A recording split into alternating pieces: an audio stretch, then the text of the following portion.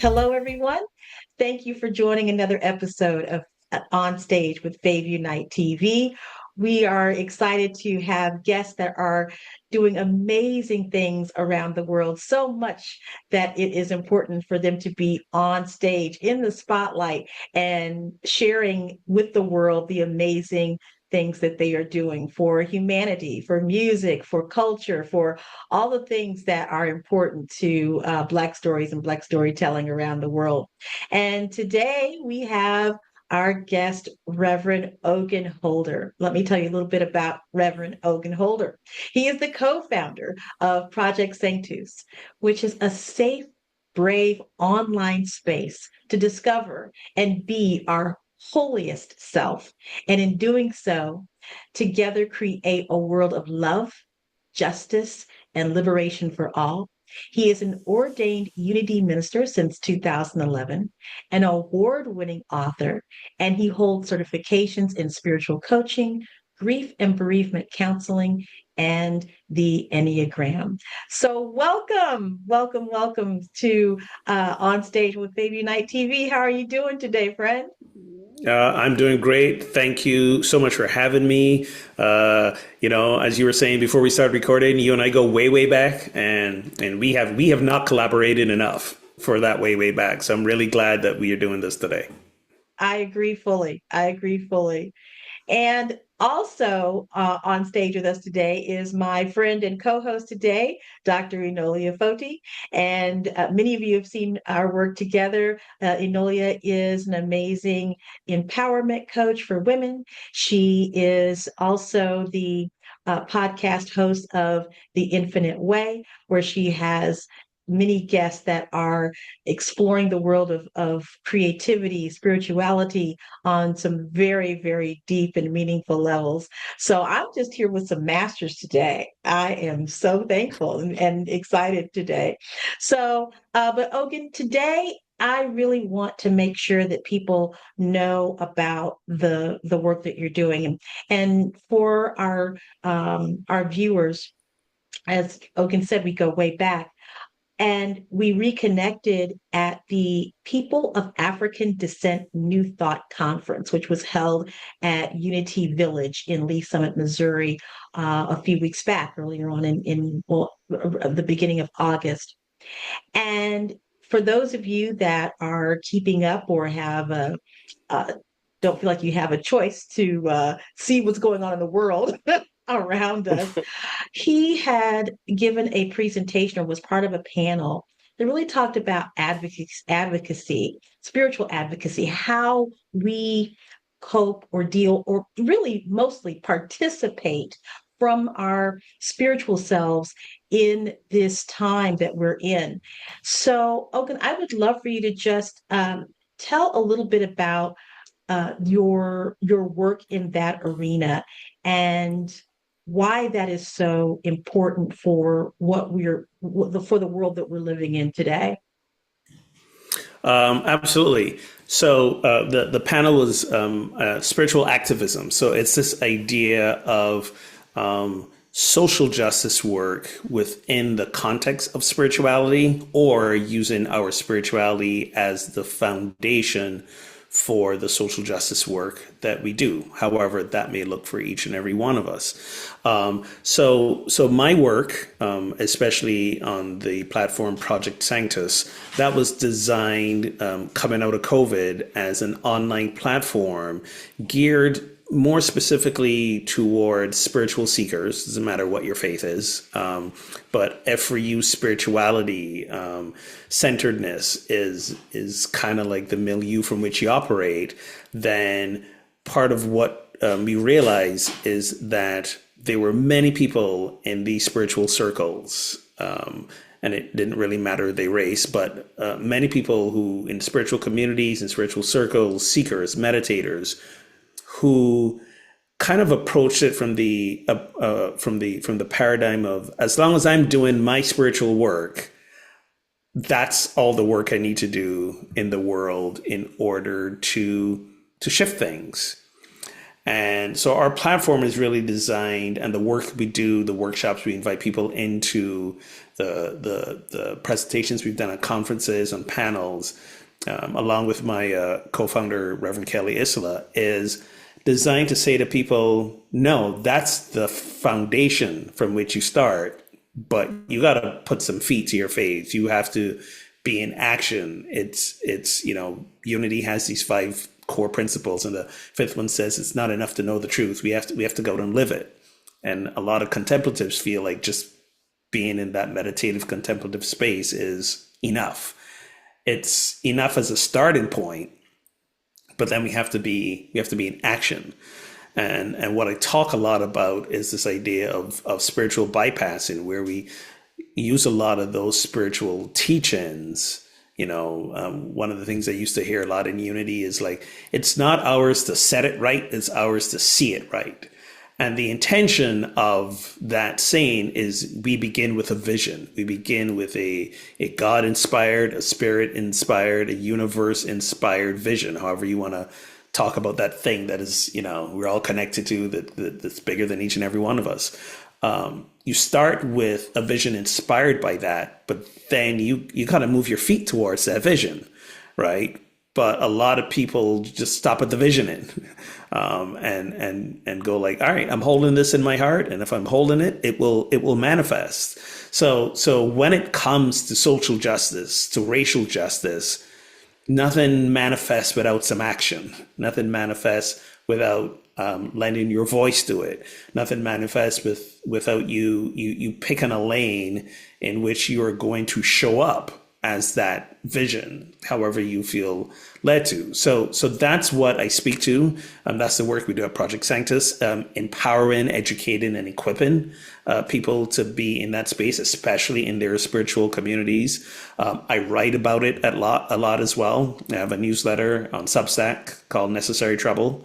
I named it after, John Lewis's Sometimes You Got to Get in Some Good Necessary Trouble. So that's what I've been doing in my spiritual movement and beyond. Just stirring up trouble, activating some discomfort in folks. My personal and professional mantra is, comfort the afflicted and afflict the comfortable. And too often folks use their comfort as their excuse for not getting involved, not getting engaged, not being that change, not being the activator of their vision. Like, you have a vision, you're the one that has to live the vision, right? If you have a vision for a world of peace and harmony, you got to be the peace and the harmony in the world, not just see it. So that's the work I do. And a lot of this, you mentioned, is connected to grief work as well, because I don't know about you, the other adults on this call, but I know as a person who just turned 50, despite my youthful great looks, I just turned 50, and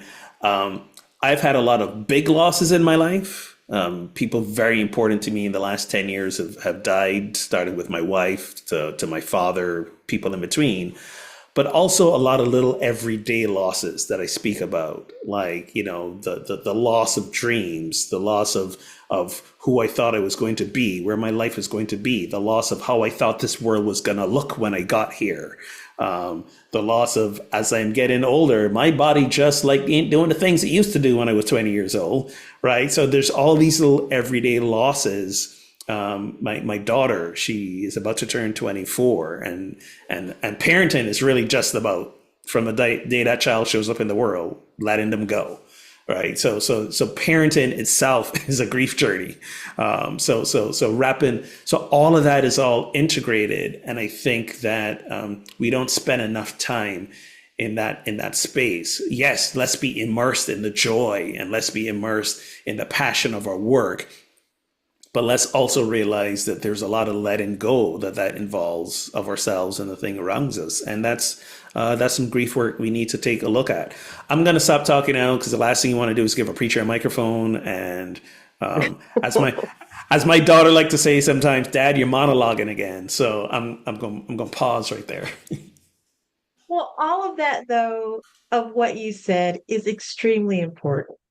And many things, we want to be those active listeners, but sometimes when you're hearing things like that, those nuggets that you drop, you can't help but have it, or it often takes us to a place in that Yeah. moment of memory of things that happened a few moments ago, like the conversation that Enolia and I were having about creativity and those individuals that are in this framework of what we understand to be successful in the creative world, but you grieve because you realize this is not necessarily the way that it's going to show up.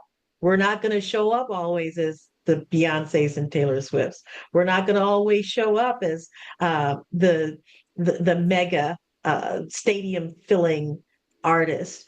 But what we have, it often takes us on this journey that is deeper, even more expansive. But we don't necessarily have the social framework that tells us that echoes that. So I totally understand that. When we were at the conference, you talked about community and spiritual activism or social activism. What is something that you want people to know about why that's important? And the reason why I asked that question is because I think that people, especially in our new thought spiritual world, they get to that visioning part, but then they go into a place of fear. And Yes. so stepping out of that, they don't feel safe. And so I Yeah. appreciate your platform as far as creating a space where people feel safe to be Yes. uncomfortable. So talk a little bit more about that. So you hit the nail on the head there in terms of in our new thought space, our messaging in our new thought space is, I think, unintentionally isolationist. Let me go sit on the cushion and meditate by myself. This is my inner work to do, right? So it kind of sends a message that I got to do it.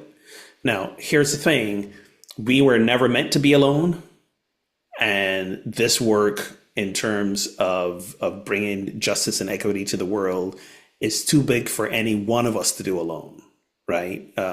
Sometimes we get, as you mentioned earlier, we get distracted by, if it isn't big, like if we ain't filling stadiums, if we don't have a bestseller, if it isn't reaching thousands and thousands of people, it's not effective, right? So we get distracted by quantity equals success, which, by the way, is what we like to call a white supremacy thought.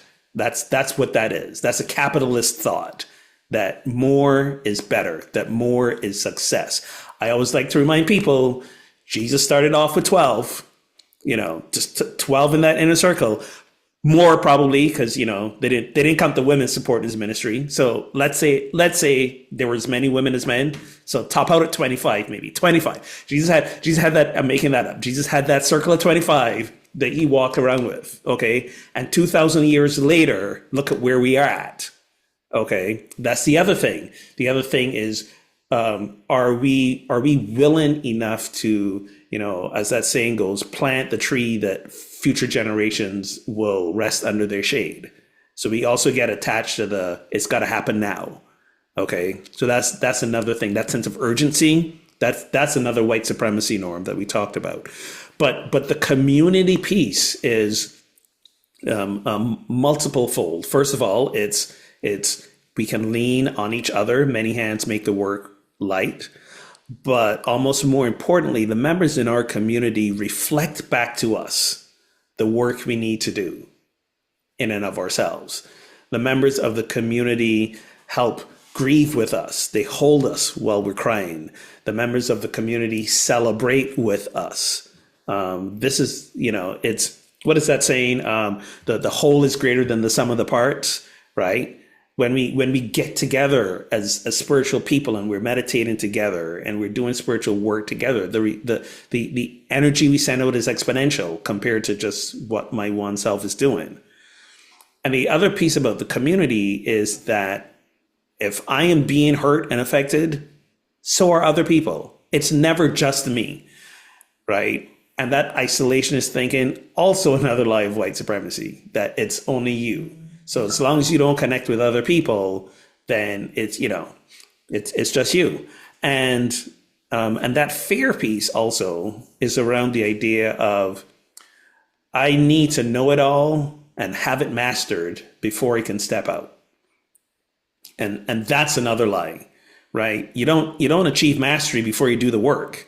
Mastery comes from doing the work, right? Mastery comes from other people holding you accountable, other people reflecting back to you what's working and what's not. So we have to do this work in community. One of the things we do at Project Sanctus is twice a month we run these affinity groups where people, we're coming, we're in a discussion. Sometimes we're all together. Sometimes we divide by race. The white folk go in one Zoom room, and I got all the other folk. And in unity, some folks are comfortable with that. No, we always got to be together. We can't. It's divisive to separate into groups and stuff. And I'm like, y'all get out of here with that, because nobody complains about a men's group or a women's group, right? Nobody complains about the LGBTQ group. Nobody complains about age group. We got a youth group. We got no one complains about any other form of dividing into groups, except when it comes to race, because race is the thing probably we discuss least about, right? In our spiritual communities. Remember a time we couldn't say anything related to race from the platform. We couldn't, right? And now post 2020, post the deaths of George Floyd and Breonna Taylor and all these things, when we saw people in the streets walking and marching, we could no longer, as clergy, avoid that discussion. And the safety piece of it is as clergy, we were afraid that we would get fired. We start making people too uncomfortable. They'll leave. They'll take their money with them, and then we gonna get fired. So we as clergy were also operating out of fear. And I'm not throwing anyone under the bus. That, looking at myself, as I like to say, I'm going to put myself under the bus, but it's a big bus. There's plenty of room for everyone. If you want to join me under there, you can do that as well. The final piece I'll say about this is part of our work to make our community safe always begins with us looking at our internalized biases, our unconscious biases, how we've internalized a lot of the norms of capitalism and patriarchy and white supremacy. And again, being a spiritual practitioner, being a meditator, being a person grounded in truth and love does not automatically make that stuff go away, right? This is why when you see spiritual leaders who do atrocious, horrendous, abusive things, and we're like, how, why? It's because they're not doing that specific work to, as we say, decolonize themselves from what they've internalized, right? So we've got to do that work. I'll give you a real brief story. When I was at that same conference, Reverend Kelly and I did an affinity group to give people a kind of taste of what it would feel like. So I was in a space where it was just us Black folk. And yes, at a conference that was labeled people of African descent, there were some white folk attending, right? So, and I did my best to try and keep myself out of trouble by not, continually wondering out loud, like, why are these folk here? Because, the example I use is if I saw a conference put on by the people of Nordic descent, I know that's not for me, right? They might say the conference is open to everyone, but I know that's not for me. Sort of deal. So we're in this group, and there are people I asked them, how did it feel? How does it feel now that we're in a group and the white folk just left and it's just us and does it feel like a safer space? Like, how do you feel? And yes, of course it feels like a safer space, right? Because just when it comes to racial dynamics, just the presence of white bodies, simply because whiteness has been like that official and unofficial standard of being. The presence of white bodies in a room shifts the energy. Okay. And let me just pause here and say this is not a disparagement against white people. This is a disparagement against whiteness. It's not the same thing, Right. right? Because there are many of us of all races who internalize qualities of whiteness. So whiteness is a whole thing in and of itself. But one of the things I encouraged people as they were telling their stories and sharing all the micro and macro aggressions that they suffered in their churches and their spiritual communities, I invited them to go to realize that yes, while the white folk in our communities have a lot of work to do to make the space feel more racially inclusive and more racially welcoming, we also have individuals also have a lot of work to do because we've internalized a lot of those things too. And I remember giving an example of of one of the things I write about a lot. I write about non-traditional relationship styles. So the standard in the world, especially here in the United States, is monogamy and marriage.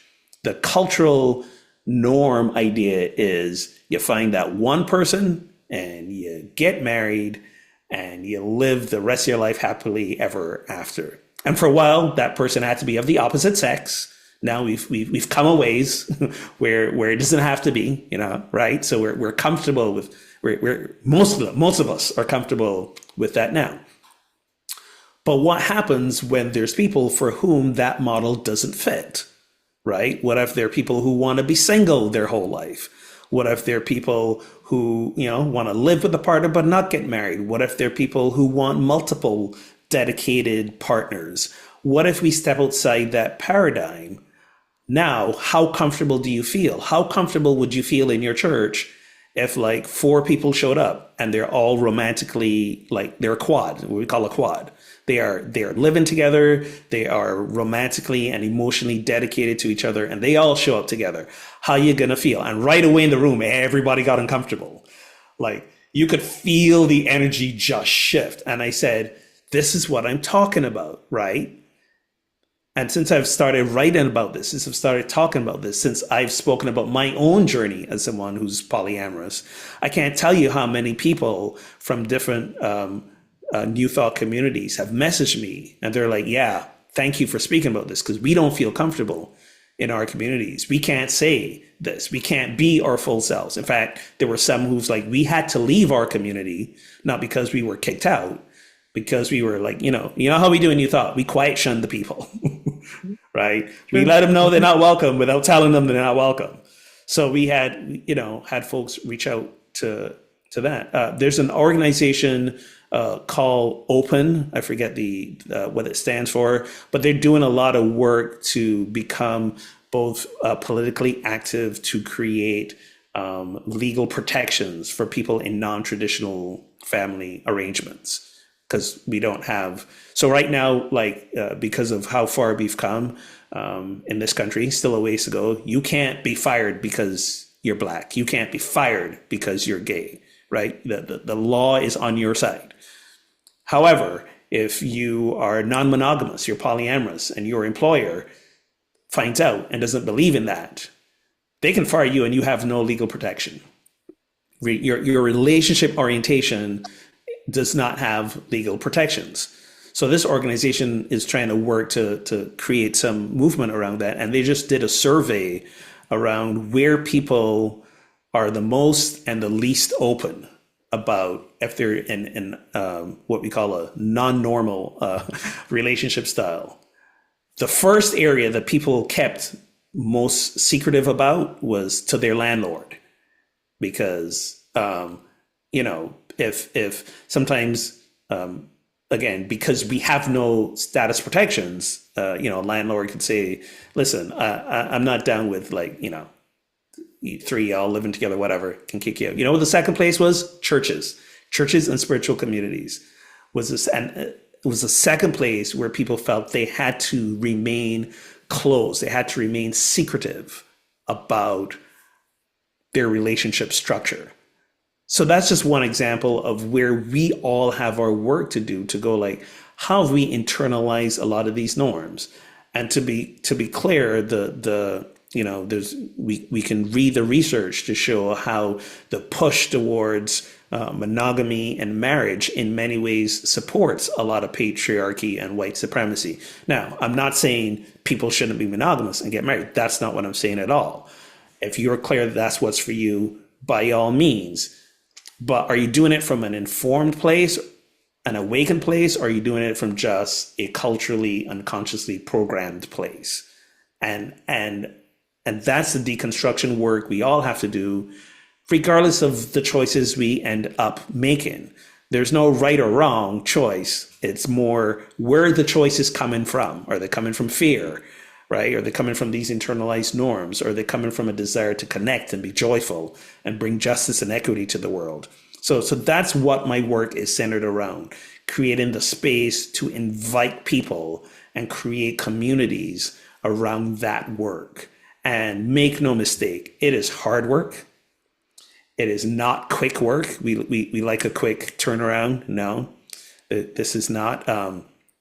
One of the things that we who are working in the space have seen in the last year is a precipitous decline in involvement from white bodies.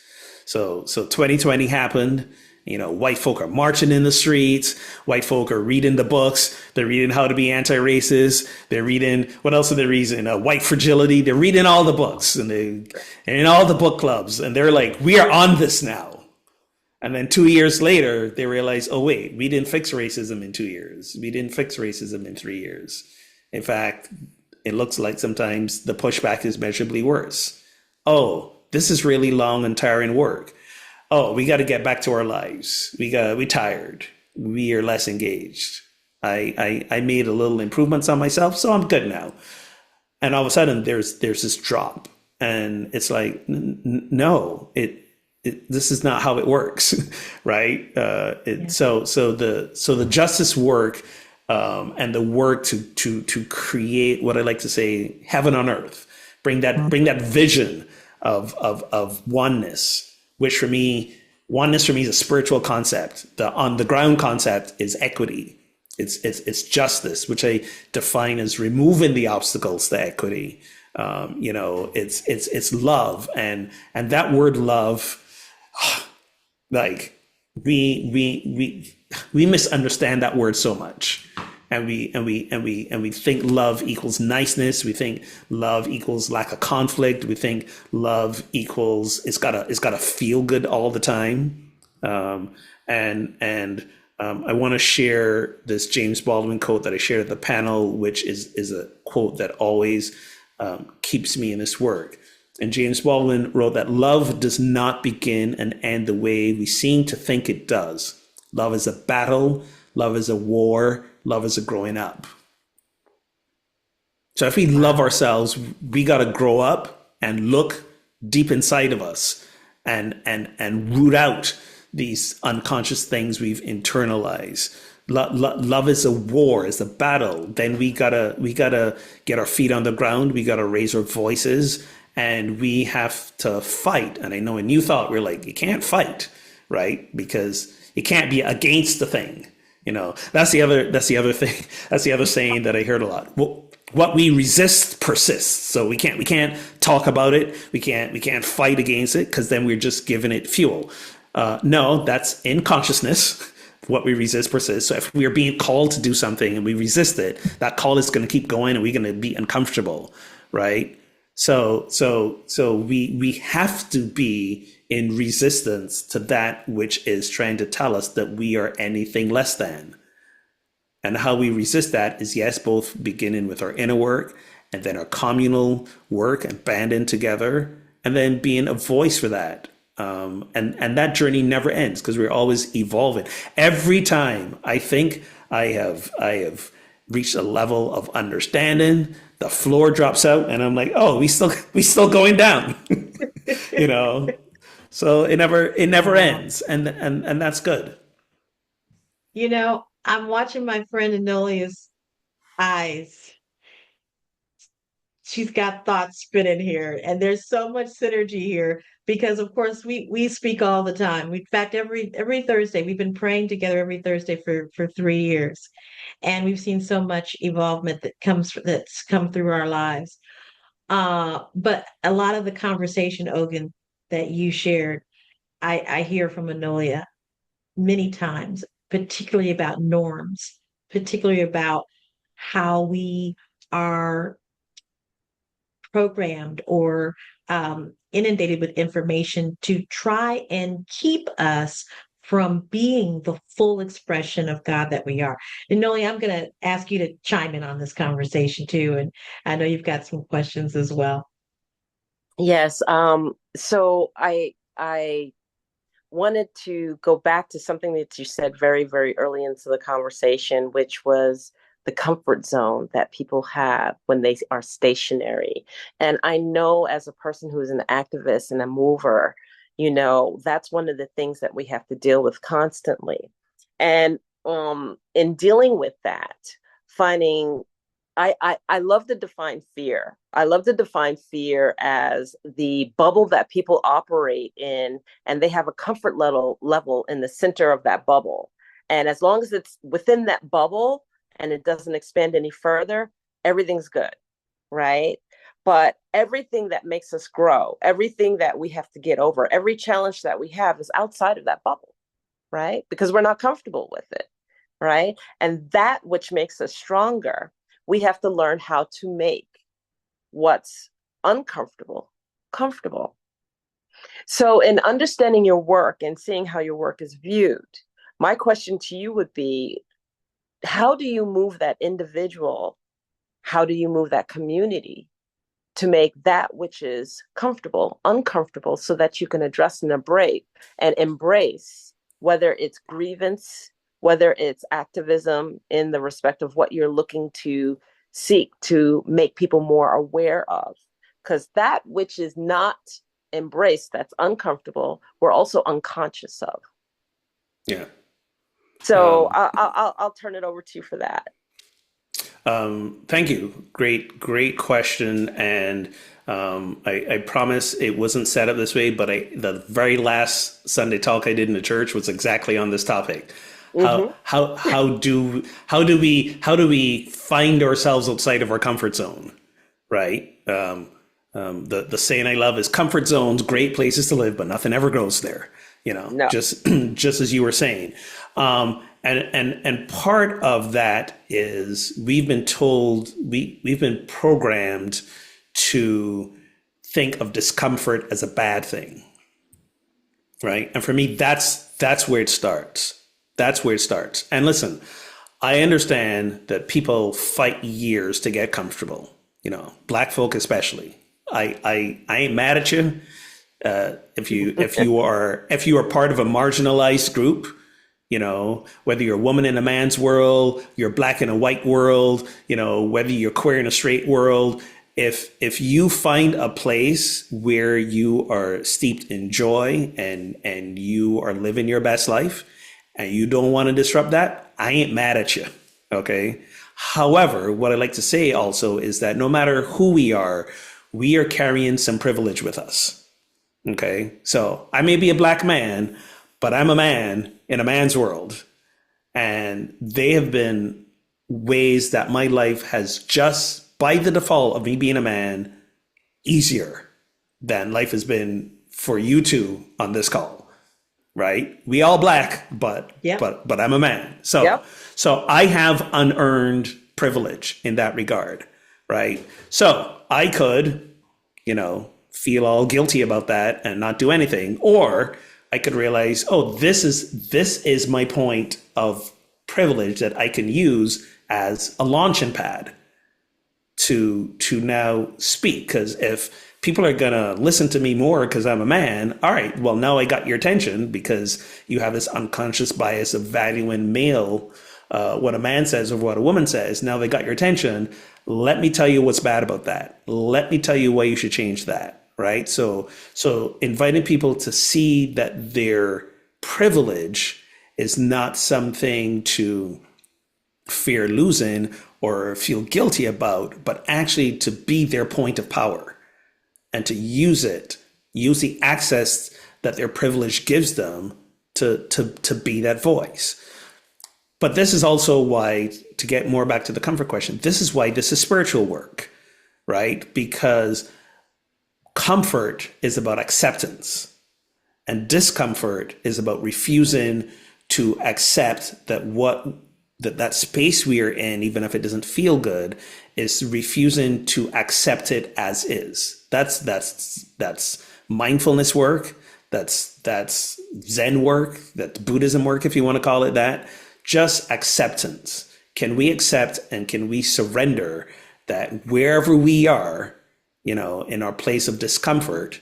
And I always have to make a little asterisk caveat. I'm not talking about you being in places of direct harm and abuse. If you're in a place of direct and harm and abuse, get out, right? That's not the kind of discomfort I'm talking about. I'm talking about what you've hinted at, that inner discomfort of me changing myself, me showing up to my friends and my family members and saying, I want a different experience of who I am and who the world is, right? And that discomfort, realizing that we may lose our place of privilege, realizing that it may cost us. And a lot of the discomfort is driven by that fear. What will this cost me? What will it cost me to speak up, to speak out? What will it cost me to be a voice for justice and liberation? What will it cost me? Who will I lose? Is a lot of that driving fear. Will my community kick me out? A lot of the fear is centered around losing one's sense of belonging. And belonging is a powerful motivator. We want to belong. And we should. We were designed to belong. We were designed to be in community and connection. Belonging first starts with belonging to ourselves. And when I say belonging to ourselves, I mean belonging to that divinity within us, the essence of who we are, fully belonging to that. And when I say belonging, I mean inhabiting it as if it is our own, which it is, and letting it inhabit us. So that's belonging. We belong to ourselves, and then we belong to each other, and we spread that out.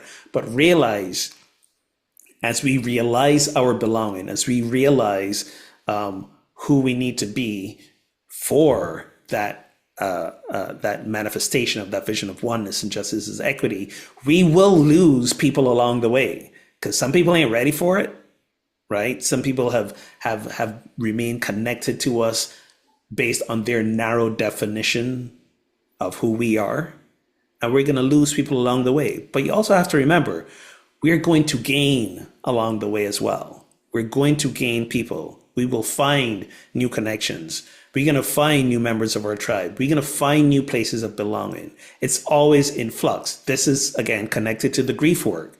When you think back on the span of your life, you're always losing things and you're always gaining things, right? This is the nature of flow. This is the nature of abundance, right? When we do abundance teachings, what's the one thing we always talk about? How do you activate the flow? You got to give, but you also got to receive. It's that flow. So we have to remember that, yes, we are going to lose things. It's going to be uncomfortable, and we will also gain. So rather than say to people, here's the tricks or here's the tips to becoming comfortable, I say to them, yes, you are going to be uncomfortable. In essence, get over it, right? This is part of the journey. This is part of the tension that we live in, of the discomfort. And as you make your way through this discomfort and you find the places that you belong, you will realize there are people who have already been there waiting for you. And there are people who are going to join you along the way because they're inspired by you.